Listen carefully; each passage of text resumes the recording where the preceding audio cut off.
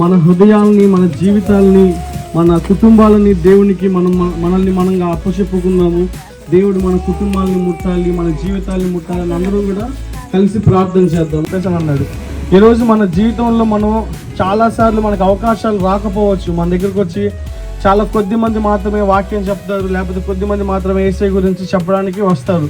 ఎప్పుడైతే మనం యేసయ్యని తెలుసుకున్నప్పుడు ఆ దొంగ ఎట్లయితే యేసయ్య నా పాపాలని ఒప్పుకొని నన్ను కూడా నువ్వు నీ పరలోకంలో జ్ఞాపకం చేసుకో అన్నప్పుడు నాతో పాటు పరలోకంలో ఉంటామని యేసయ్య చెప్పాడు అనమాట. ఈరోజు మనం కూడా మనలో ఏదైనా పాపాలు ఉన్నప్పుడు, మనలో ఏదైనా చెడ్డ జీవితంగా మనం దేవుడికి ఇష్టం లేని జీవితాన్ని మనం జీవిస్తూ ఉంటే ఈరోజు దేవుడు మనకు కూడా ఒక అవకాశాన్ని ఇస్తున్నాడు.